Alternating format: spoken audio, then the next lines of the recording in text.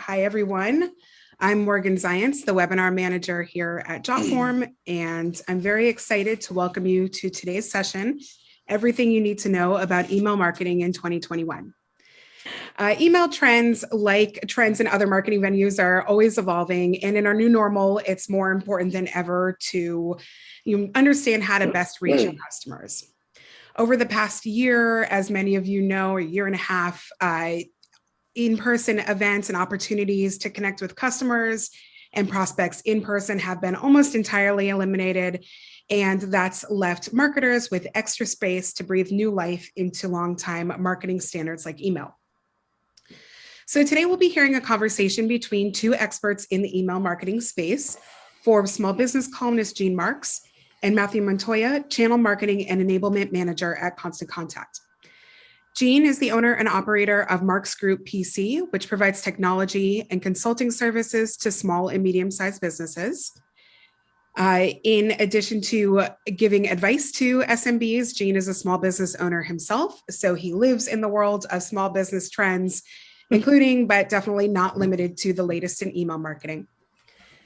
As one of the faces of Constant Contact, Matthew, Constant Contact, a leader in the email marketing space that you're probably all familiar with, Matthew has taught over 15,000 small businesses, nonprofits, and individuals to work smarter. His role and his passion are to provide guidance and help those individuals and groups succeed in building a professional brand online, attracting new customers, and selling more of their products. I will be turning things over to our presenters momentarily, but before I do, I wanted to talk briefly about Jotform's integration with Constant Contact, which can be a very valuable tool if you're already a user of both or if that's something that you're considering. Jotform's drag and drop no-code form builder integrates directly with Constant Contact so that you can automatically send data from your forms to a targeted recipient list. You can map fields from Jotform directly to Constant Contact, which allows you to maximize your potential to reach prospects and customers without having to double any of the efforts that you're making. Among other things, this integration can help you attract new users to your lists, keep your subscriber information current, and allow you to create customized forms and targeted emails. All right, so without further ado, I'm going to turn things over to our presenters to get started. I'll be back for Q&A, so I'll be moderating Q&A throughout the session today.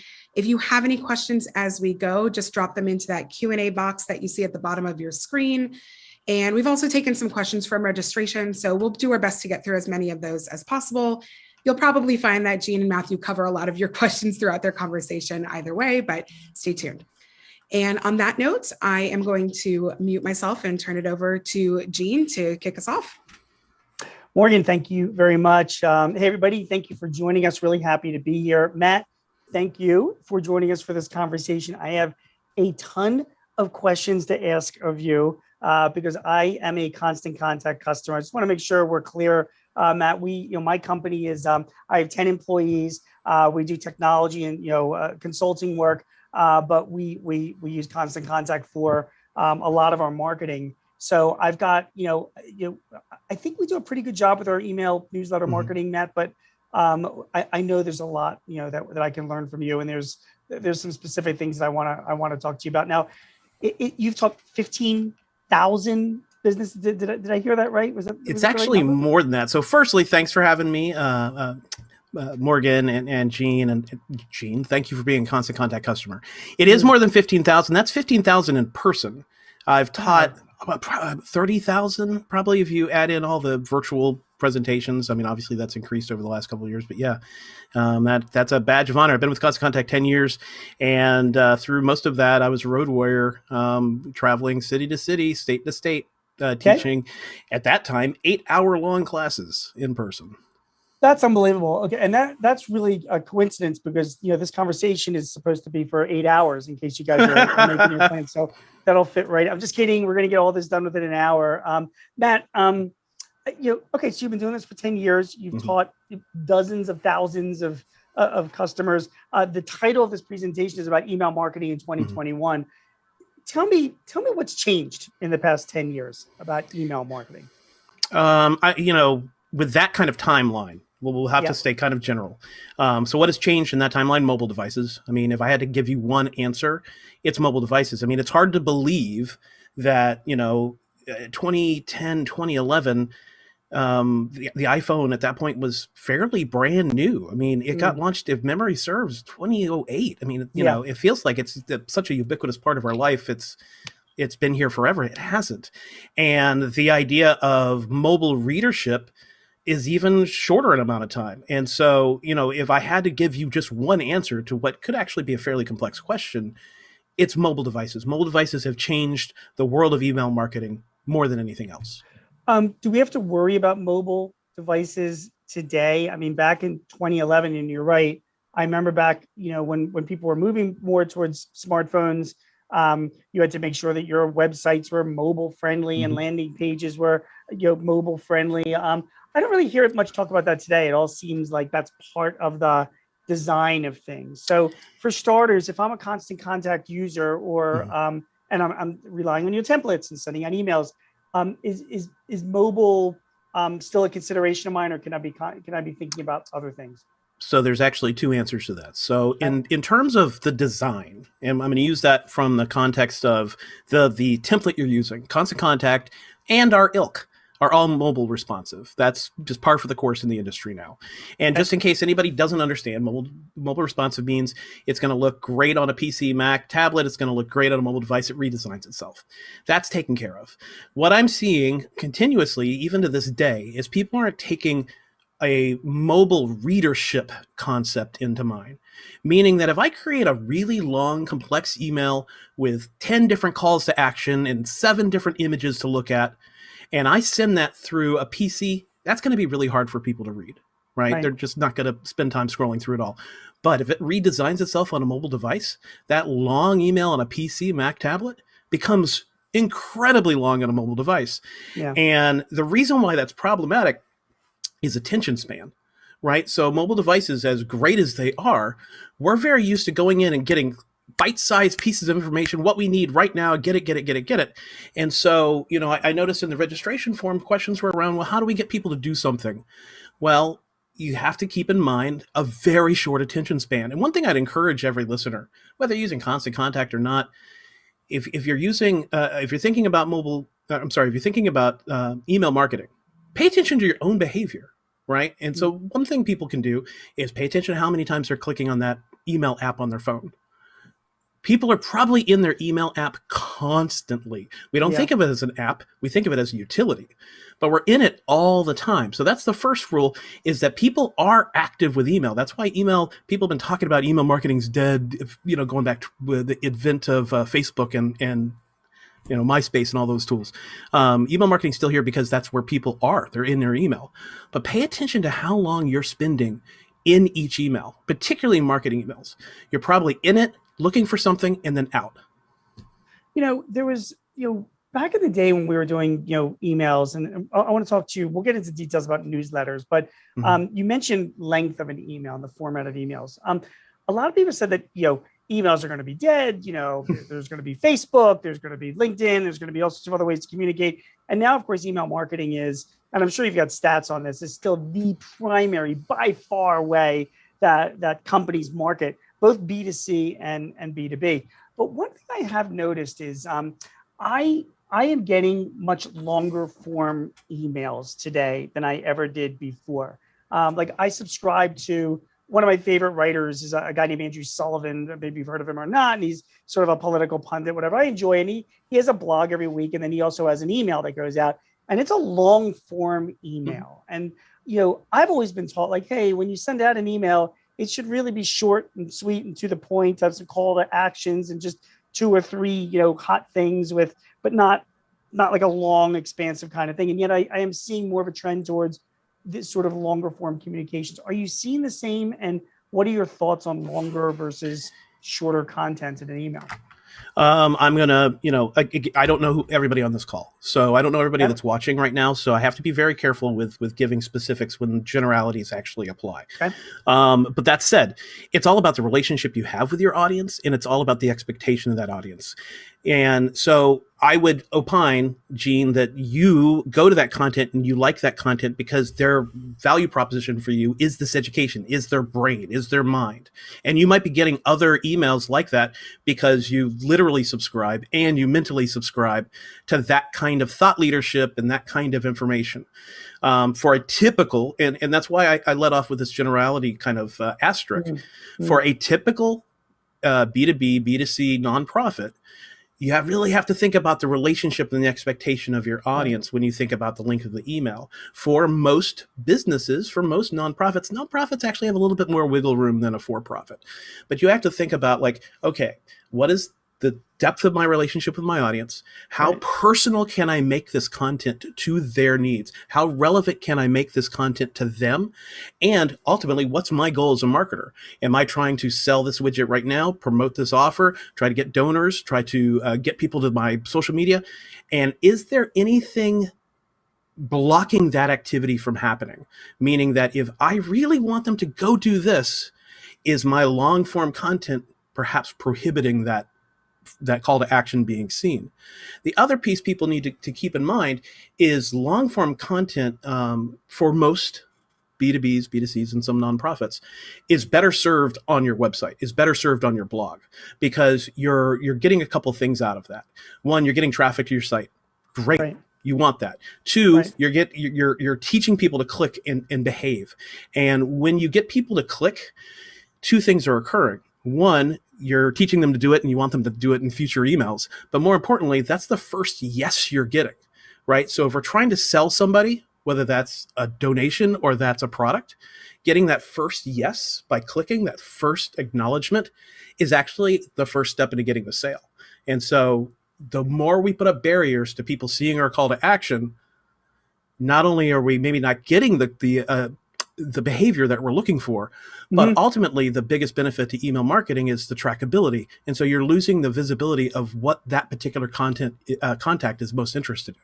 Got it. So really it's about knowing your audience. It really is. And 100% is. Yeah. And you're right, because I guess the readers of Andrew Sullivan, like myself, were used to his long form content. So we would expect to see that in a newsletter from him.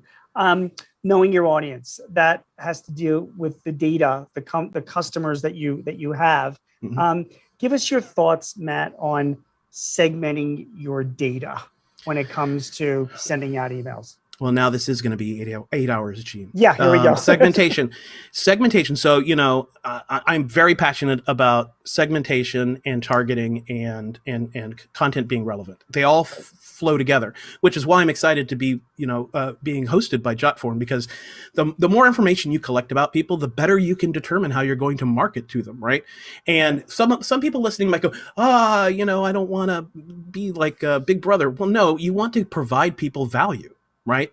And so it doesn't behoove a company to send somebody products and information and education that doesn't interest them. In email marketing, the problem that creates is that if you're sending content that doesn't really fit their needs, well, you're teaching them to ignore your content. And so when you teach your audience to ignore your content, I should back up a little bit and say, in all my years of traveling and talking to small businesses and nonprofits, the one thing they always talk to me about is, Matt, I'm worried about unsubscribes. Are they going to subscribe? Look, unsubscribes, yeah, that's nothing you want. But ultimately, you should be worried about the people that are not opening and clicking your emails. Yeah. And so unsubscribes is not a bad thing, right? I mean, if somebody's not interested. I mean, it obviously, if you're seeing a gigantic increase in your unsubscribes, something's wrong. Right. But the way that I coach our customers is, it's actually a good thing. They're pruning your list. They weren't going to buy with you anyway. The folks you need to pay attention to are the ones that, firstly, the most important group, the most important segment, are the ones that are engaging. So the ones that are opening and clicking, and particularly clicking, but we'll save that for a little bit later. Sure. But who is regularly interacting, and then also who is not, because the people that are not, and this comes back to segmentation, the people that are not, that means your content isn't on the mark, right? Something's wrong with your content and you're not making your content relevant to them. So just to give a definition to folks that are not in the business, segmentation is simply just taking your large list of contacts and breaking it up into smaller like-minded groups. Those groups can be zip code related or demographic related or product interest related, but the more you can define them and the more you can market to them, the better the results are going to be. Yeah, it used to be, at a time where you're like, hey, I'm going to blast out an email to my entire customer base, and that's like silly. And you learn over time, and I think I've learned this as well. I'd rather have a customer list of 100 people that I'm sending emails, that 100 of them are opening those emails and reading them, rather than having 1,000 people on a list where only 100 are opening them, and reading them. It makes more sense to just to do that. Now, the data, we were talking before we started the streaming, but we were talking about CRM. And I want to be clear, because my company, we do sell CRM systems. And Matt, you would agree that, Constant Contact is not a CRM system. A CRM system is a database, right? Where you're doing a whole bunch of things like scheduling, calendaring, keeping notes, forecasting, doing quotes, tracking, so a whole bunch of things about your customers. But it's not, Constant Contact doesn't do that. Can you expand on that a little bit? Yeah. An analogy I just created in my head is, the CRM is the gas station, and the email marketing tool Constant Contact is your car. Are they Yes. automotive related? Yes. Do they work together? Yes. Can you have one without the other? So I think the confusion there comes from, you are collecting data in Constant Contact, right? You're collecting behavioral data based on the opens and the clicks and the shares of that email. But as far as scheduling and tracking sales and things of that nature, that's kind of where the differentiation occurs, is because Right. Constant Contact doesn't really offer that. Now, they do go hand in hand, like a gas station and a car. And I mean, I would argue that the third pillar of this is a tool like Jotform, where you're getting top of the funnel information. You're getting data, beyond what you can get from email marketing. You're tying that together with your email marketing. You're tying that together with your CRM, and it kind of creates this entire ecosystem where you're collecting information, you're acting on the information, and then you're categorizing the information through your CRM. So my experience with Constant Contact as a customer is this: we've gotten a lot better, but particularly in the earlier days, we were getting shut down by you guys regularly. We would be like putting together our emails to send out, and they would go out, and then all of a sudden I would say like, oh, you're not allowed to send out this email. Contact Constant Contact, because we have some questions to ask you. And then I would go through the third degree. Well, what's your opt-in, policy? Yep. Do you have a landing page? We noticed that a lot of your email addresses have sales at or info at in the, which, by the way, we sell to a lot of salespeople, and sometimes that is whatever. And we would always go through, answer the questions. Constant Contact would be like, okay, that's fine, and then we let things go. Which gets to my question. Some people say to me like, hey man, like I've got a newsletter, I've got a whatever. Why, why don't I just send them all out through my email application, Outlook or my CRM or whatever. I've got 2,000 emails to send out. I'll just do it through there. We always say, you don't want to do that. You want to use an email delivery platform like Constant Contact, and there are good competitors to Constant Contact too.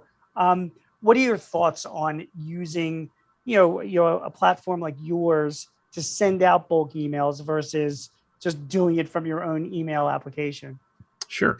A little bit to unpack there. First, I actually want to address what you talked about with your experience, and that actually ties into the answer about why you should use a tool like us.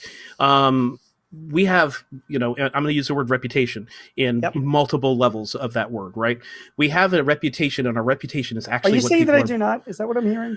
No, but I'll walk you there. We have a reputation. Well, you have a reputation too, but we have a reputation, and that's actually what people are buying, right? Is that we've been in business for 25 years, and we are very good at policing what people, and I don't want to make that be a scary word, but we are monitoring how quickly somebody uploads a large list. What are some of the email addresses on that? We're actually doing that to protect all of our customers. One behavioral thing we'll see, just to give you a little inside baseball, is that generally a small business will upload their first list of, let's just say 1,500 contacts, and then they'll add 10 a week, or 25 every couple of days, or it's nothing huge. Right. But when you see a giant spike and a giant spike and a giant spike of email addresses being added, that's almost always a spammer, right? And so that's one way we protect everybody, and that's one way we protect our group reputation. Yes. But let's walk back to the Outlook question, the Gmail question. Great tools, right? I use Gmail. Well, wait, every before day. before you even get back, I sorry to interrupt you on that, but when you talk about reputation, your job is to deliver my email. I mean, in the end, that's your job.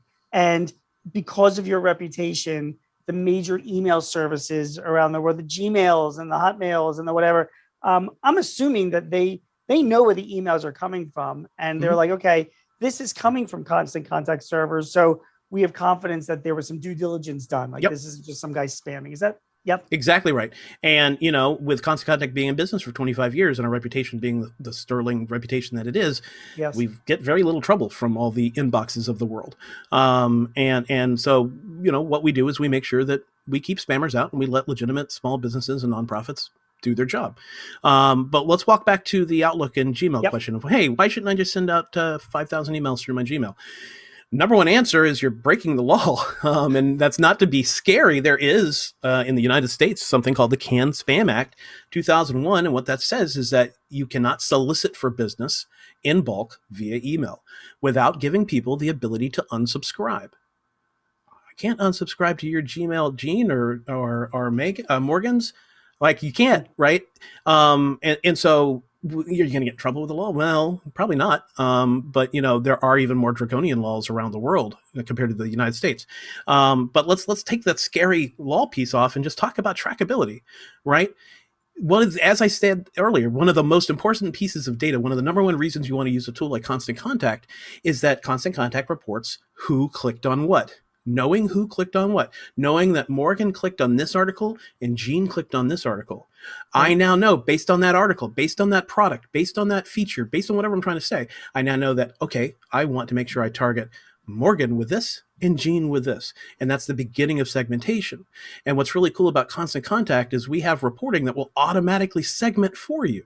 So the second Morgan clicks that button, she can be segmented into a new list or a copied list, and you can actually automatically send out marketing based on what she was most interested in. So it comes back to that relevancy, right? Of making sure that our content is as relevant as possible. You can't do that with Gmail, Hotmail, etc.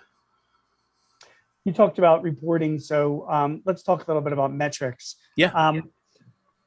In 2021, what are the metrics that myself as a business owner should be tracking when it comes to email? Is it still clicks and views? I also heard that, I think I'd like to just jump on you and all these. I heard like in Outlook, for example, if I just have it in my inbox and I'm seeing a view of the email without clicking on it, that could still be counted as a view, even though I'm not even really reading the email. So can you elaborate on some of the metrics that are critical that we should be watching on, and what really makes sense for us? Yeah. So I'll give you a very succinct answer first, and I'll go longer. Yep. Clicks. So there's a couple of pieces, and give me a little space here because I'm gonna throw a lot at you with go opens. ahead. Open rate has always been the most attractive metric for a typical small business or nonprofit to pay attention to. They obsess about it. My open rate's increasing. My open rate is good. It's bad. It doesn't matter. I always thought that was baloney. Yeah. I mean, it doesn't matter. It's irrelevant to me. It's human nature. If you give people two different numbers or three different numbers to look at, they're going to pay attention to the bigger number. And open rate is inevitably going to always be the bigger number. Right. The problem is that it's riddled with flaws. Now, the first flaw is what you just described. A tool like Outlook, a tool like Gmail, common email tools will give a preview.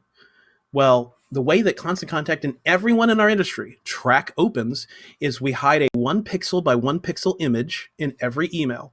When images are displayed, that counts as an open, all right? But a preview displays the images. And so somebody may have just been zipping in and down, up and down their inbox. That email flashes for a second. You're counting that as an open. The other problem is that just looking at the opens doesn't really tell us anything. Did they like it? Did they open immediately close it? Were they engaged? Were they passionate? We don't know. And there is some changes coming with iOS, with Apple's software, that they're actually going to be automatically counting every email. They're going to automatically be downloading the images, whether you open it or not. So the second it hits the inbox, it's going to count as an open. So open as a metric is actually, thankfully, going to be diminished. Hopefully people just stop paying attention to it, because if there's one mantra I've been repeating for 10 years is stop focusing on the opens. It's great for trends. It gives you some ideas on, are my subject lines kind of resonating with my audience? But ultimately, click-through rate is the number to focus on, because that is telling us they got the email, they opened the email, and specifically, what did they find of value? One other question I have for you on opens is, would it at least tell me though that an email it did get viewed it didn't go to a spam folder. In other words, if it's, is that some indication? Like, if it made, a lot of us don't look at our spam folders, or a lot of people, when they see the spam folders, they delete what's in it. So I'm just trying to rescue the open rate as a metric, like in some way defend it, saying like, okay, well, at the very least, it should tell you that it did get delivered to, to the recipient. But is there a better metric that will at least track deliverability? I do want to know that my emails are getting through to recipients, and then I'll worry about why they're not clicking on stuff. Previous to this year, I would have said yes, Gene. That's a good way to look at open rates. Is, hey, it got delivered, but and do understand, Apple hasn't really given a whole lot of guidance on how this is going to work. Right. But with this announcement that Apple is going to count every email as opened, you can imagine that we can't really trust that as a metric of did it get in the spam folder or not, because apparently, and again, we're still all discovering what's in Apple's brain right now, but apparently it's just the moment it hits the inbox, it's going to count as an open. So I don't know that we can even use opens as a way to confirm it did not go into spam.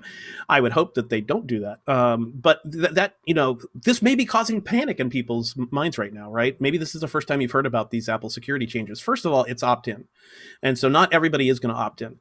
But that said, no one should have been resting the entire laurels of their email marketing, their entire success of their email marketing on open rate to begin with, because it's always been riddled with false positives and false negatives. It's going to be a little bit of a human nature shift, which is like click-throughs are going to always be lower, but click-throughs is where the gold is, right? Because just because somebody read it doesn't really tell you they read it. Right. Okay. Fair enough. All right. In the limited time that we have, I want to get your thoughts and some advice, best practices, some of your thoughts. So first, I'm going to throw out at you some different email marketing terms, and I want you to come back to me and say, okay, Gene, here's my advice for you on this. So the first one is subject lines. Go. All right. Subject lines, first, short. All right. People love to write books of subject lines, 5 to 7 words. You want to make sure you do your best. Now, every business is different, right? Everybody's different. So let me actually cap that off with test. Constant Contact has A/B split testing for subject lines. Test your assumptions. But other things people can consider is repetitive subject lines, the same subject line month after month, week after week after week. Usually not the most successful model. Try to employ personalization. So Constant Contact actually gives you the ability to say somebody's name or other pertinent data, and that comes back to Jotform, right? The more information we get from people, pertinent data in the subject line, you're going to increase your opens and thus your clicks, because people love to see their name and other pertinent information in the subject line. The last piece will actually answer, the last thing I'll say on subject line will answer a question that came in from the registrants, which is more important, the subject line or the text? It's actually neither. The most important part of what's in the inbox is who sent the email. It needs to be familiar to your audience. So, for some people, that's going to be your name, right?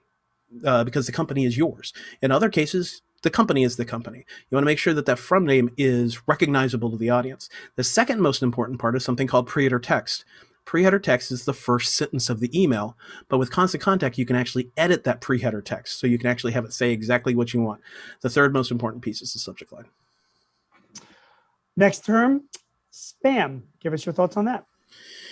Spam. Don't be a spammer. I mean, the best rule of thumb is put a critical eye to your email marketing. Try to avoid things that spammers do. So especially around in the subject line, don't overdo it with punctuation. Punctuation is sometimes used as a way for spammers to get around using words. Pay attention to the words you're using. Is it a word in your subject line that spammers would use? Credit, weight loss, savings, mortgage. Those are words that may be associated with spam, and you might get in your spam folder.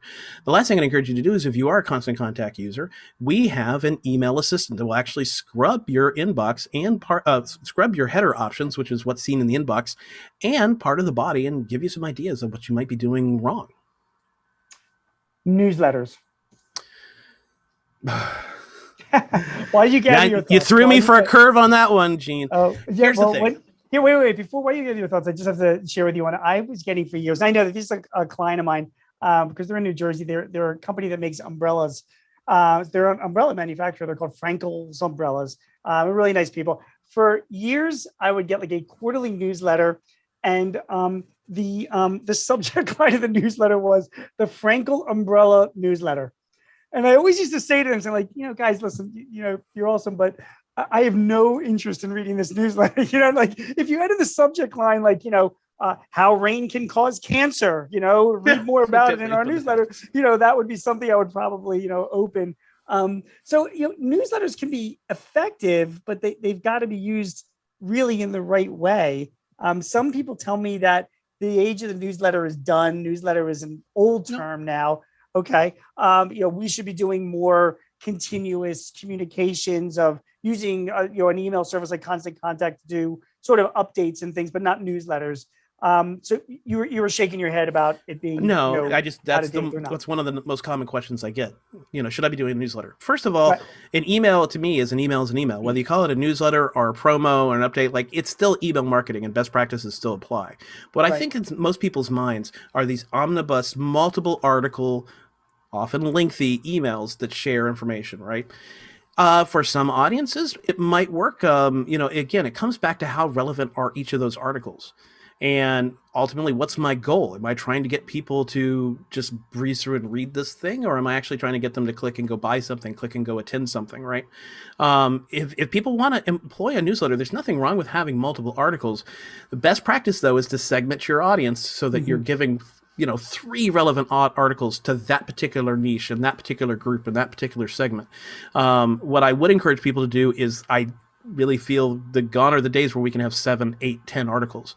The best practice is if you're going to do a newsletter, no more than about 25 lines of text, no more than 3 calls to action, no more than 3 images. So that's going to really shorten up that newsletter, but you're going to get more interaction with it.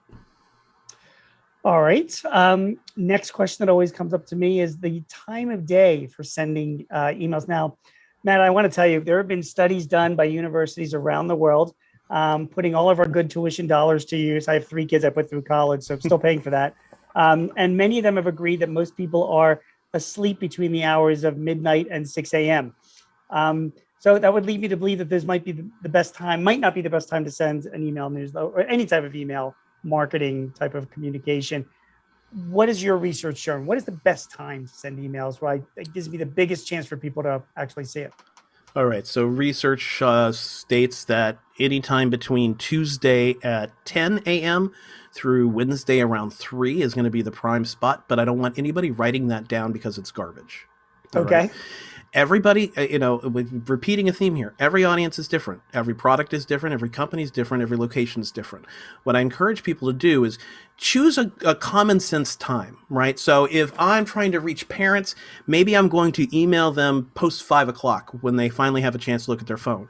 If I'm working in the restaurant industry, perhaps I hit them up at 9 a.m. because I want to get that lunch business, right? So use some common sense.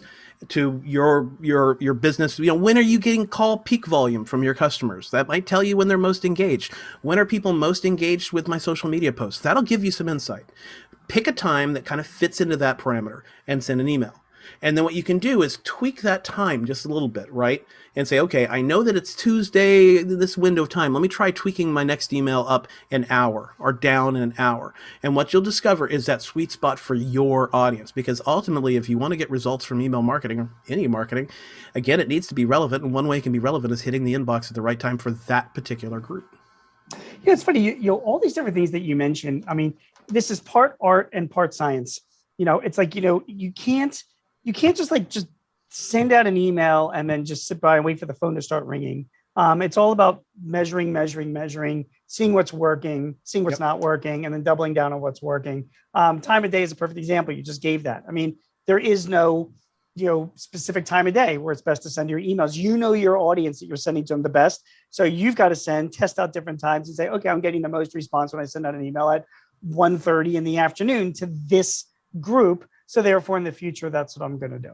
So, and don't always rest on the assumption either. So one thing a person can do, now this takes a little bit of work, is, try breaking your list up to try different day parts. So this group will get this time, this one will get, but have the content be the same. Have the subject line be the same.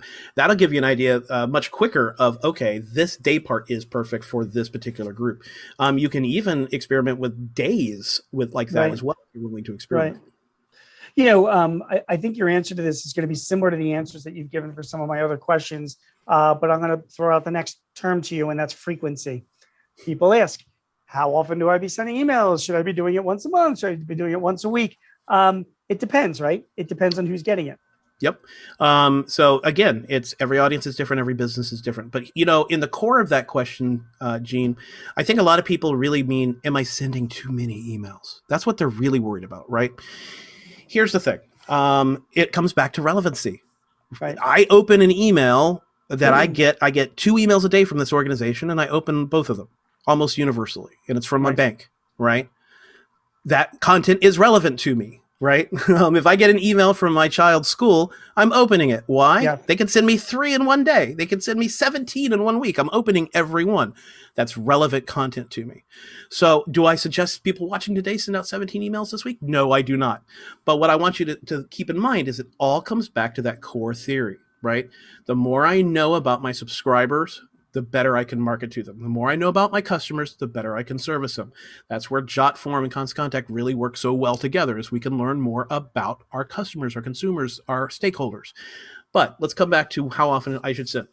So our biggest concern is organizations that do one of a couple of things. One is they send a bunch of emails around an event, and then they're radio silent for 6 months. You're just basically begging people to ignore you once you start emailing again. It's not the a other relationship. problem. No, well, because people get in habits, right? The other thing we get disturbed by is where people just do a quarterly email. You're certainly not getting the response you deserve there. So what we suggest is at least once a month. Keep that top of mind pump primed, because not everybody is going to want to read every one of your emails. I hate to tell you, not everybody's going to want to take action in every one of your emails because of the sales cycle of human biology. The way that our psychology works is not everybody's really ready to buy right now. Right. But you need to stay top of mind. You need to stay relevant, because the moment they need you, you can't be too far away. Right. So if you send at least once a month, you're at least kind of staying top of mind. The best practice for the most common kind of middle of the road B2B, B2C nonprofits is twice a month. So let's recap a little bit before my final question, then we'll go into some Q&A. Constant Contact is not CRM, Matt. It is it's not a database. Your job is to deliver email. It's all about you as the person using Constant Contact to have your data together, which brings me to the next thing that you talked about, was the importance of segmentation. Gone are the days of sending out one email to one big list. It's all about segmenting your data, having multiple lists, and sending out relevant emails to the people on each of those individual lists. When it comes to subject line, the more personalized and again relevant it can be to the recipient. You said that is probably the most important thing you want to get out of a subject line. It is, you want to use as far as timing to send emails. Again, it gets back to your data and using your own common sense as to when the best time is. Maybe it is Tuesday at 10 a.m. Maybe it's Thursday at midnight. It really depends on who your audience is.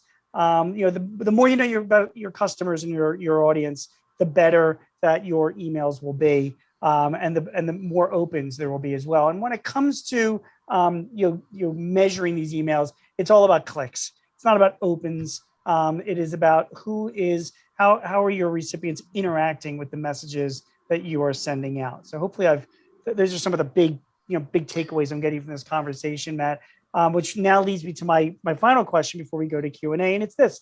So Matt, after 10 fantastic years at Constant Contact, you decide to leave the company. Everybody's crushed. They're losing you. It's like a big blow, but listen, things change. You're going to move on, and you're going to be the director of marketing at a small business. Mm-hmm. And let's say you've got 10 people or 50 people in this business, and knowing what you've known all of your life, email is going to be like your primary way to generate demand for your business and to increase your relationship with your customers. So you're now taking over. You're just walking in the doors of this business. They don't have anything. What would you do as a director of marketing for a business to make sure that over the next few months you are really you are designing the best email marketing system for your company? Give us some of the things that would be on your list to make sure that you're doing. Sure. So, I mean, number one with a bullet is what is our contact acquisition strategy, right? So, how am I collecting contacts? How am I leveraging that information, right? And I'm going to come back to Jotform again, right? With our integration Yep. with Jotform. What data am I collecting? How am I collecting it? Am I collecting it at every particular touch point with my customer? Am I collecting it on my website? Am I collecting it through social media? Am I collecting it in person? Are my frontline phone agents, are they collecting it, right? So I want to make sure that I'm getting the data and then I'm quantifying it. So I'm breaking it up into proper groups. That's the first thing before I even send email number one. I'm It's going to look at all that. about the data. Because you can't make marketing decisions without it, right? You can. I mean, we'll bring it back to your original question, which is we're no longer in the days of kitchen sink email. We're no longer in the days of kitchen sink marketing, right? The beautiful part about our day and age is that technology has given us the ability to do it ourselves. I mean that from a small business and nonprofit perspective, right? You just have to pay the newspaper guy to write your copy and place the ad for you. Now we can do it ourselves. But with that comes the ownership of tracking the data and getting the most out of that marketing. And one thing I've seen in those 10 years is that people really they get the value of email marketing and the fantastic nearly $40 ROI on it per dollar spent. But what they don't understand is it takes more than just hit and send on it. Right, you need to have a strategy first, and especially, if I come back to my fictional role in this new company, I would make sure that we are setting goals, because I think that's the big miss in a lot of small business is they don't start off with a plan and a goal. How in the world are you going to know your marketing's working if you don't have a goal? I mean, the story I always use is, if my goal is to get to Philadelphia, how do I know I've met my goal? When I get to Philadelphia. So if my goal is to increase sales by X, increase call volume by Y, increase visits to social media by Z, I have to set those goals to know whether I've hit it or not, right? Sure. And so I'd say number one and number two would be look at where I'm acquiring data and organize that data, and then start setting goals before I even start sending out marketing. That is just a great response. And it's funny that you mentioned about setting the goals, because I think a lot of people get confused that if you're getting clicks, that's great, but are they turning into sales in the end? Are they turning into leads, and are they turning into sales? And you've got to establish what your definition is of leads and sales in advance, what your goals are, so that you're following through with them. Great stuff. Morgan, I'm going to why don't you unmute yourself and jump in? I know we've got questions and also some questions that were provided in advance. I don't know if I've covered all of them, but why don't you throw out a few if you've got. Yeah, great. Well, first, I just want to thank you both. This has been outstanding. I've also heard from a few other Jotformers on the line that we have all learned so much from this conversation. So yeah, me too. Really appreciate that. So yeah, you both did cover most of the questions that we got in advance, but we do have a few that have come in. I think the one that came in that is pretty similar to what you were just talking about, and setting goals and making sure you have an understanding of what you're doing and why you're doing it. So with regards to segmenting contacts, what if you want to use email as an opportunity to cross-sell and expose a client to other services or how would you approach that? Good, Matt. All right. That's a very valid question, right? So you don't want to, and to be fair, I haven't seen a lot of small, medium-sized businesses get anywhere near the level of segmentation that I would be terribly concerned about the inability to cross-sell. Right. Generally what you want to do when you start segmenting is what is going to make the most sense for your business, right? So if I'm segmenting, I may not need to hyper segment down to this person lives on this street and drives this blue car, and that's maddening. You wouldn't create marketing for them, right? So in general, if I want to use somebody that's segmented and cross-sell them, you first need to have the kind of data to back up that this is a good candidate to cross-sell to, right? And you can't carve up your group so tiny that you might miss the opportunity to cross-sell them. Another thing you can do is, it doesn't hurt. So let's say that we know that this segment is interested in this particular product. Okay, lead with that product, and then lead with something you're trying to cross-sell and see if they take the bait. Targeting doesn't mean only show them this. It just means primarily show them this. You can expose them to other things. And the last piece I'll answer on that, Morgan, is, again, our goal is we really want them to get to the website. let them discover all the other things we have. And ideally, by paying attention to SEO and paying attention to our traffic, we'll see, okay, they're discovering this other page we have where we have other offerings. That click to the website, the benefit to it, as I said earlier, it's the first yes you're going to get, right? And you want to get them in the mindset of saying yes. But the second piece is time. So the average email subscriber in a mobile device only spending 5-15 seconds. But when they click, they're starting to spend more time because they've made a commitment. And so there's a great opportunity to cross-sell there. Hey, Matt, is constant contact really used best for prospecting, or is it used best for education and relationship building? And the background of that question, while you think of your answer, and I think you know it already, obviously, but I am terrified to use you guys. If I buy a list of leads, say all plumbers and electrical contractors in Pennsylvania, and I want to send these guys an email, saying, hey, you should buy our products. I'm terrified to use constant contact to do that. Because first of all, I think we're going to get a lousy response anyway, because it's just a cold email. And secondly, if we have enough complaints, constant contact is going to shut me down. Yep. So what are your thoughts on prospecting versus using constant contact as a relationship building tool? So first off, that's against our terms of use. So if you go buy a list and go use it, we will shut you down, because ultimately it comes back to the law, right? So, I mean, it's even more common sense. Like, how do people know that they subscribe to you? Like, we're a permission-based company, and anybody in our industry is. You have to have permission to email people. I mean, that's following a federal law. Now, the good news is there's two kinds of permission. You can get express permission, which is or implied permission, which is, hey, I dropped a business card in your fishbowl at the restaurant. Well, that's implied, right? They gave you the contact information. Right. And then there's explicit permission, where they're going to your website to join your mailing list, right? But if you buy a list, what level of permission did you get? None. Right. And so you're breaking our terms of service. You're increasing the odds that they're going to mark you as spam. You're not going to get a very good response rate from prospecting. But the reason why I smirked is that I don't really separate the two, right? They're all relationships. We buy from human beings. The better you can start establishing relationships, whether that's in prospecting or your regular communication, is key. And if you really want to sell people in regular communication, giving them a little education is always really smart. But let's come back to prospecting. There are very easy ways for you to start leveraging a tool like Constant Contact to quote unquote prospect, which is, coming back to your question about my fictional company that I'm leaving Constant Contact for. Mm-hmm. What is one of the first things I said I was going to do? I'm going to start making sure that my lead generation funnel is as broad as possible. And so that's smart prospecting, right? Because I already know the prospect they know me. They know my value proposition. I'm more likely to get them through the funnel. Fair enough. Go ahead, Morgan, if you have another question. I have more, by the way, but keep going. I know, and I feel like I could listen to you two talk all day long. So, well, we still have 7 more hours. Yeah, that's exactly right. So we're just warming up. We're warming up. Where do you hear Matt say? There are a couple more questions, but do this as organically as possible, and we only have a few minutes left. So I thought that this was a good question, and I feel like I know how you would both answer this, and I'm curious to see if I'm right. So one of the questions was on open versus click rate. What if your email doesn't have a link to click or doesn't have a CTA? How do you track that appropriately? Yeah, that's a really good question, Matt. I mean, when we're sending emails, and I've heard you talk, and I've heard other email marketers. It's all about call to action, CTAs, clicking through this and this and that.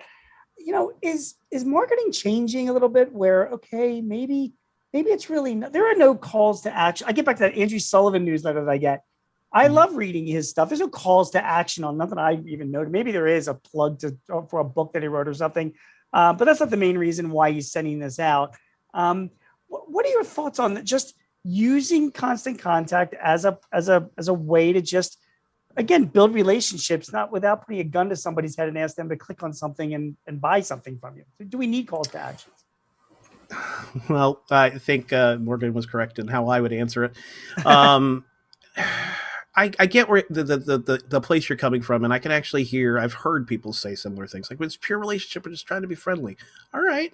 If that's your goal, that's your goal. Right. You can't really measure it, but if that's your goal, run with it. You hate that, don't you? You hate it. Well, if you can't measure something, again, coming back to how do I know I got to Philadelphia, right? How do I know that I'm building the relationship? I don't know. You might be able to look at other kinds of metrics, like am I getting more book sales or more people coming to my site? But without knowing that the email was the cause of it, you're kind of flying blind. The second piece is everybody gets, and this depends on the industry and the vertical, but some people feel really worried about that word sell, right? Yeah. You're selling something. Everybody's selling something. And we'll come back to your author. Your author's selling something. He's selling his brand. He's selling his voice. Sure. And you like that voice. You've bought that voice. Email marketing and honestly, most digital marketing, a lot of people feel very well, not a lot of people, but some people feel icky. That there's an icky factor of, I'm being tracked. Look, gone are the days where, I'm going to show my age here, where we had 3 or 4 channels to watch. You watched what they put in front of your eyes. You watched whatever commercial that they thought that demographic was going to be applicable to. And Dude, you got a lot of derby. You watch roller derby on a Sunday because that was all that was on one of the channels, right? well, because they knew that there was no audience there, right? And so you got whatever people in a boardroom thought would be the right audience. And so what ended up happening back in those days is you got served up a lot of content, marketing content that was not relevant. We live in a day and age now where we can give people what they say they want. And, I'll go back to something my wife once said to me. She was like, oh, Facebook. I was looking up, I don't know if this is going to date her. I was looking up UGG boots. And then all of a sudden I got ads for UGG boots. And I was like, yeah, well, that's a good thing. And she was like, that's kind of icky. And I'm like, no, it's not, because do you want to get shoes that you're not interested in? And I said, and FYI, you bought a pair of UGG boots. So mission accomplished, UGG boots, right? Yeah. I just email marketing without some sort of way to qualify and quantify the success of it. It's bizarre to me a little bit.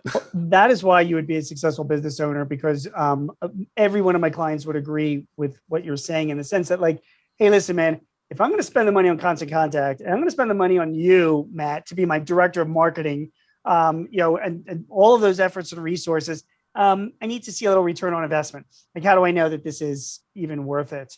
So I think you're right. I think you got to have those clicks and calls to actions, and you shouldn't be afraid to sell using your emails, because how else do you measure whether or not it's even worth the exercise or not? So right. Even if you're just selling that brand, just like your author, they probably would be a little better served having some sort of call to action. Like, did you enjoy today's article? Yeah. Yes. Fair enough. All right. Now I know they liked it. Fair enough. Morgan, anything else? Yeah, well, I want to say I would have gotten an A on that quiz. So good to hear. So yeah, I think we have time for one more question. And I thought that this was a really interesting one from the registration questions. And this might be a question for both of you in your experience. From what you've seen in data that you have, do you see a difference between open rates, click rates, whatever measurements from B2C versus B2B companies? Yeah. Yeah. Ahead, In fact, yeah. So not only do we see differences in them, we see differences per vertical. So, this comes back to every business is different. Every client's different. Every lead's different. Every location's different, right? So, I mean, just to give you a kind of example, like if we're looking at like B2B consulting, average open rates 14%, average click-through rates 25%. If we look at admin business support type of technology companies, 16% open average, 20% click-through rate average. I mean, just there's differences in the numbers. Manufacturing, 13% click, 13% open. But then we look at B2C, restaurant industry, 13% open, 6% click rate, right? Wow. Childcare, 23% open, 11% click. And like, I'll give you one more. Travel and tourism. And all these stats, by the way, are from June. So they're very new. Travel and tourism, 32% open rate, 10% click. So even if we look at B2B, B2C, there's variance, right? And that comes back to kind of the theme of this talk today. No one group is the same, and that includes everybody that's watching, customers and leads and stakeholders. And the more you can pay attention to, as best you can, the segments of your list, the segments of your customers and your stakeholders, and communicate to them relevant content, the better, because everybody's different. Matt, it's funny. Just a personal story. The one industry, because we do newsletters and emails too on an industry basis too. The one industry that's like the nicest that in other words, we actually get replies more so than any other industry, more clicks, more opens, whatever. Construction people. Isn't that weird? Like we send out to construction design, and I think it's because there's a lot more smaller business owner, mom and pop type of construction, whatever. They just, even if they're not interested in something that we might be emailing them, sometimes we get replies saying, "Oh, thanks a lot, Gene. It's not something that we're interested in, whatever." And then the worst industry is the technology industry. Whenever we'll send out emails to people that are clients or customers that are in, no offense, Morgan, that are, cloud-based applications or, developers or whatever. They're the ones that are like, they just blow me off entirely. They never respond, or they hardly click through. So you're absolutely right. It depends on, it depends on the industry, depends on your segmentation, depends on the data. It doesn't really surprise me that it's manufacturing, at least in your business, because, it comes back to the B2C, B2B kind of breakout. Like generally B2Cs, B2Bs need the products that you're selling to do their business, right? Yeah. Like, there could be different telephone companies. I may get to do my PBX system, but ultimately I need a PBX system. So I'm going to pay attention to that. Where B2C, I got a lot of choices of restaurants. I don't particularly have to go to this place. I can go to the grocery store. I can go, to the local farmer's market, right? So it doesn't surprise me that you're seeing that with manufacturing, because that's in general true for a lot of B2C. I mean, I know we only have a minute left, but there is one thing that you did that we really didn't cover, and that you didn't mention, and there's a good reason for it, I think. But to me, Matt, like, the best response to an email that I send out is actually getting a response.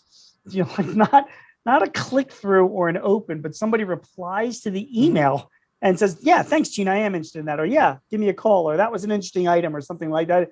To me, that's like the best response. Does Constant Contact even track that? Like, can you track replies to my? You don't know who's replying to my email, so it's another metric that you can't provide. But it kind of seems like an important metric that we as business owners should be considering in our email campaigns. There is actually a sin hidden in that question or that comment, Gene, which is a lot of businesses that I've met, nonprofits that I've met, they don't actually think of the reply to email address. So in any tool, but in Constant Contact, when you're setting up to send an email, you can decide who the email should come from. And if somebody replies, who's it being replied to?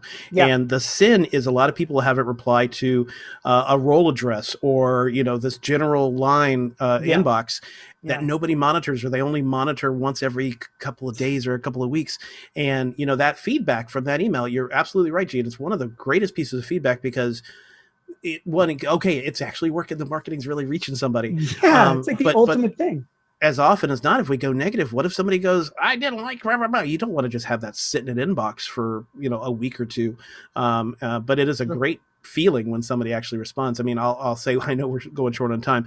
One of the greatest experiences that I have had as a marketer, and that I've heard customers talk about, is when they do see an increase in sales and donations, and when they do get the telephone to ring more or see more traffic to their website. It's really a great feeling. I mean, I wouldn't be doing this for 10 years if I didn't know for a fact email marketing works. The proof is in the metrics.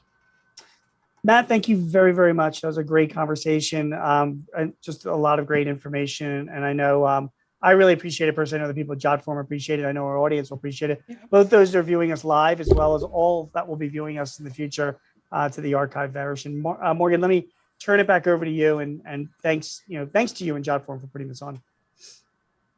Yeah, well, thank you both so much as well. Again, we really appreciate it. We learned a lot too. I will say I'm the person that gets the responses when people register for webinars with Jotform. And I, on a personal note, I love it when I get that feedback too. Yep. So, yeah. But yes, thank you both so much. Maybe we'll have to do this regularly. It was really fantastic. And thank you to everybody else on the line. We will have a couple more sessions coming up with Gene over the next few months. So if you enjoyed today's conversation, and I hope you all did, please look for those, invitations and more information about those coming up.